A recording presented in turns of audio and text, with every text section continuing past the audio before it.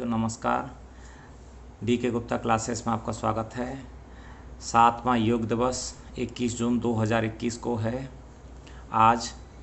और अब की बार की 7वें योग दिवस की थीम है स्वास्थ्य के लिए योग, योगा फॉर वेलनेस। एग्ज़ाम की दृष्टि से हम देखते हैं तो हमको पहले बार का जो 2015 में मनाया गया था, पहले बार का योग दिवस, उसको याद रखना है। पहले बार का जो योग दिवस था वो राजपथ नई दिल्ली पर आयुष मंत्रालय की ओर से मनाया गया था और इसकी थीम थी संपूर्ण स्वास्थ्य के लिए योग। इसमें गिनीज बुक का रिकॉर्ड बना था। 35,985 प्रतिभागियों ने एक साथ योग किया था और हमारे विज्ञान भवन में इसमें 2 दिन का कार्यशाला आयोजित हुई थी। तो ये हमारा पहले योग दिवस की बातें हैं, कुछ हम इनको याद रखेंगे।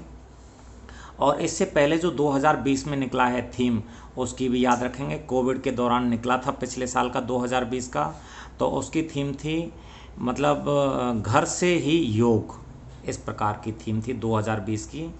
तो अब हम शुरू करते हैं योगा दिवस। शुरुआत करते हैं प्रधानमंत्री का UNGA संयुक्त राष्ट्र महासभा में दिए गए संबोधन से, उससे मैं इसकी शुरुआत करता हूँ। प्रधानमंत्री ने कहा, योग प्राचीन भारतीय परंपरा एवं संस्कृति की अमूल्य देन है। योग अभ्यास शरीर एवं मन, विचार, कर्म, आत्म संयम एवं पूर्णता की एकात्मकता तथा मानव एवं प्रकृति के बीच सामंजस्य स्थापित करता है। यह स्वास्थ्य एवं कल्याण का पूर्णतावादी दृष्टिकोण है।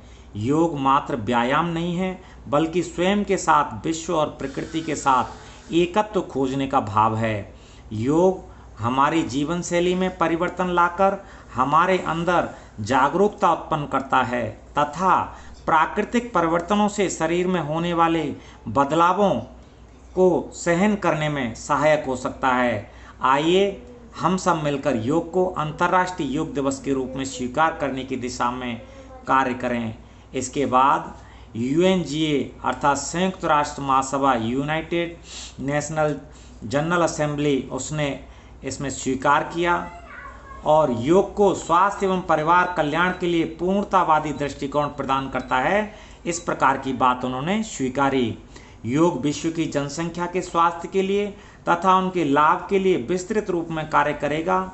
योग जीवन के सभी पहलुओं में सामंजस्य बैठाता है और इसलिए बीमारी रोकथाम, स्वास्थ्य संवर्धन और जीवन शैली संबंधी कई विकारों के प्रबंधन के लिए जाना जाता है। इस प्रकार का UNGA का स्वीकार्य था।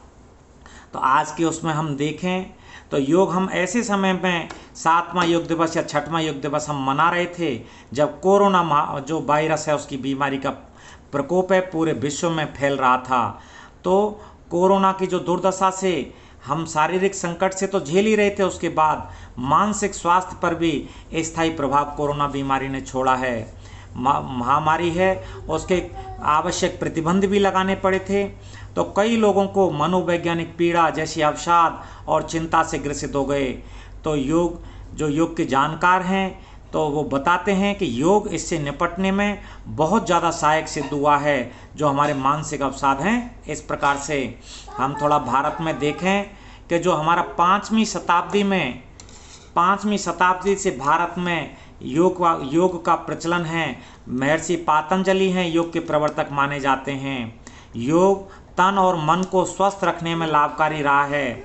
21 जून को साल का सबसे लंबा दिन होता है, इसी कारण 21 जून को योग दिवस मनाने का जो ये प्रस्ताव है वो स्वीकार किया गया।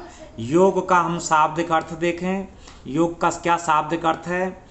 योग का शाब्दिक अर्थ ये युज धातु संस्कृत का है, उससे बना है।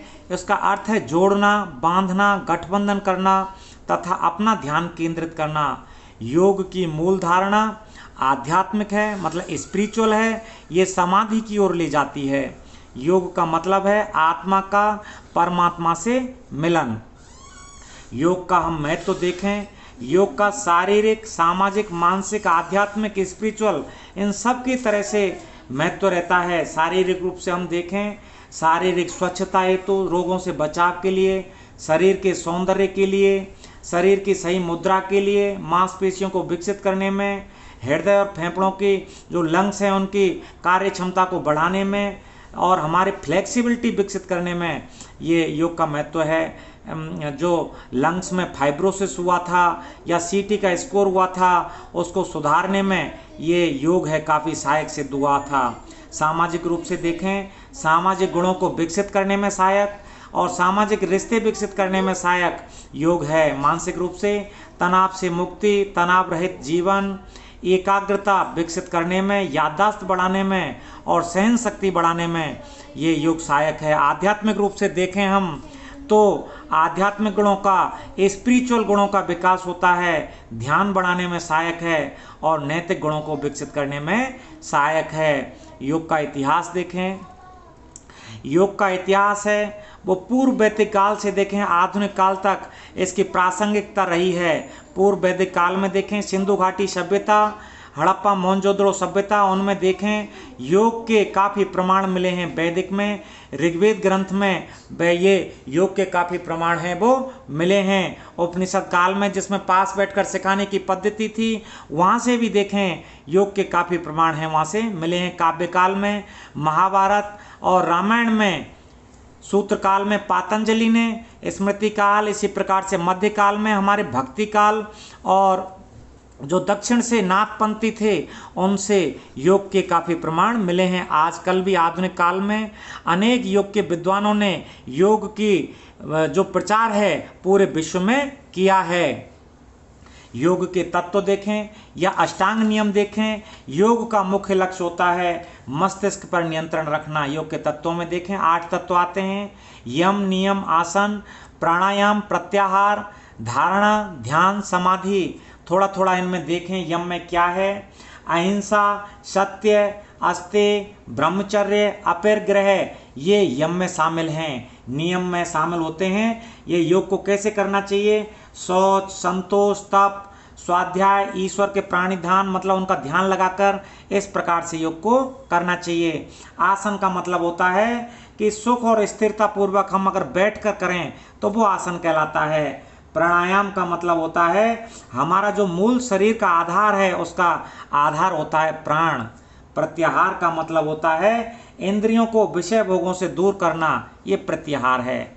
धारणा का मतलब होता है कि मन किसी एक तथ्य तक हमारा है वो नियत हो जाता है। और ध्यान का मतलब है जो हमारी वृत्तियां हैं, वृत्तियों के प्रवाह से एक रस हो जाने को हम ध्यान बोलते हैं। जब ये चीज़ें हो जाती हैं तो हम समाधि की ओर चले जाते हैं।